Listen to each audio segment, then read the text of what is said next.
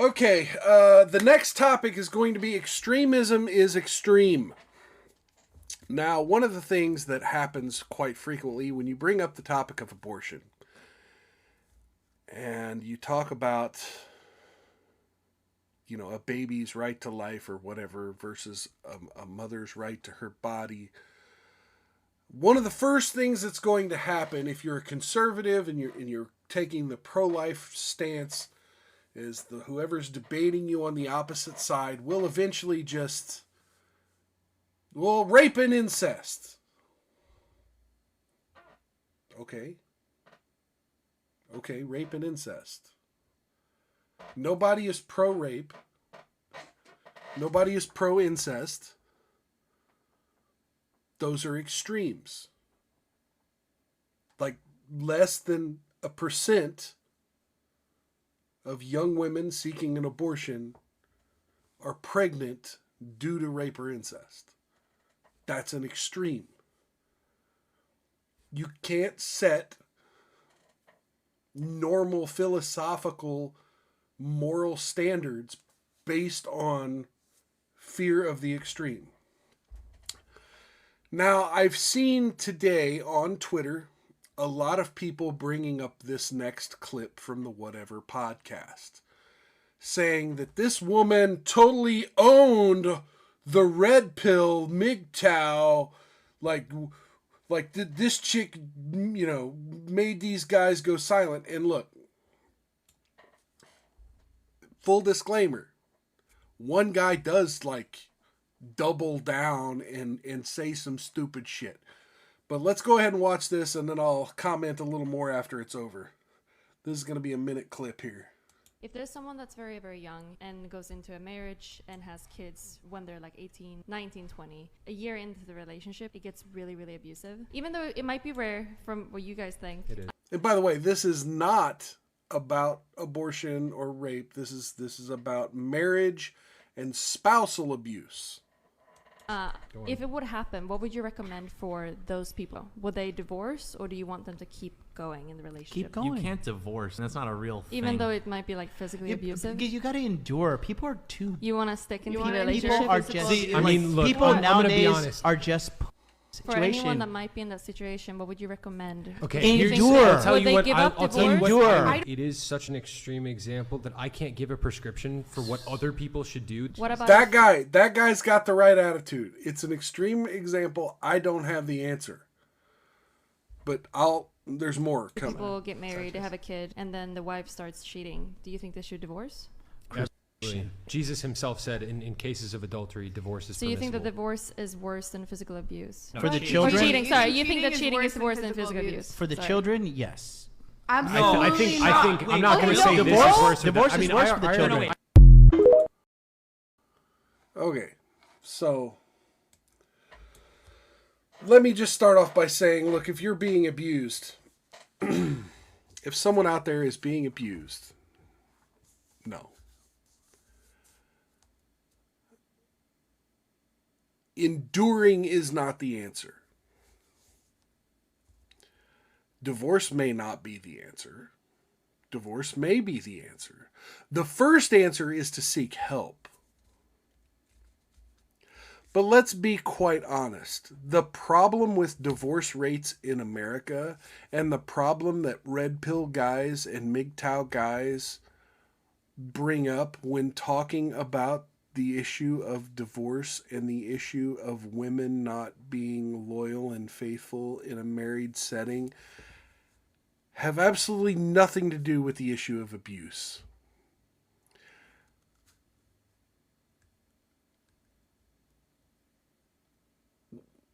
The thing that's being referred to, and look, I also don't agree with these gentlemen that infidelity is the worst sin you could have, and that's a divorce worthy. It can be, but look, I'm gonna go out on a limb here and say that oftentimes infidelity, whether it's the man or the woman, can create a situation where two people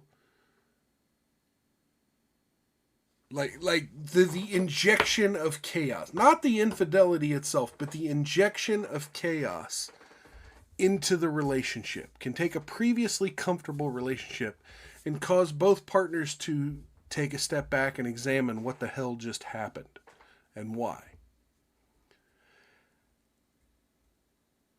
And then they can engage each other in communication, figure out what their problems were, figure out why the infidelity happened. And if the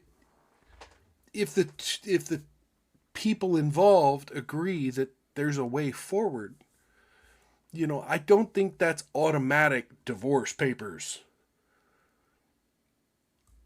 Just as I don't think abuse is automatic divorce papers. Now, unfortunately, abuse is a good sign that someone will abuse again, and it's very dangerous to stay in those situations without serious mental health treatment for everyone involved. So again, I'm not saying stay with the marriage. I'm not saying endure. But this idea that it's red pill or MGTOW to just ignore the women's, involvement in the marriage or relationship. Look, first of all, I'm a don't get married kind of guy. Don't do it. You're not marrying her, you're marrying the government. When you sign that contract, you sign that piece of paper, it's not about you and her living your life forever. When you take that oath, it's not about you and her. It's not about creating a family. You're now involving a government. You're involving lawyers. You're invoking God even. So let me right off the bat say, solution number one is don't get married. You can be committed to a person, even a lifelong commitment, and not have pieces of paper and contracts and all of these other things, these attachments. The whole point of MGTOW is have your own shit. The whole point of Red Pill is not intertwine business and pleasure. So if she's got a job, which some Red Pill guys would be totally opposed, no. Let her have her own job. Let her have her own belongings. Let her have her own things. That way, 10, 15 years even down the road, if something were to come between you, it's a lot easier for her to be on her feet, you to be on your feet, split whatever you have entangled as evenly as possible, and separate amicably. I mean, it's not always possible with children and with homes, but definitely if one partner's been abusive or adulterous, it definitely makes the judge's job easier. And you have a lot of states that do the whole default common law marriage after so many years, or if you're referring to the other person as a spouse. Unfortunately there's not much to do about that. But as a person, I consider myself Red Pill, MGTOW, Manosphere-ish adjacent. What those guys were saying ignores the problem. Her whole scenario about, well, what would you say to an abusive person? Someone who's got married at 19 and then realized he was abusive. Don't fucking get married. Don't fucking get married. Like, you picked that person. And you got attached.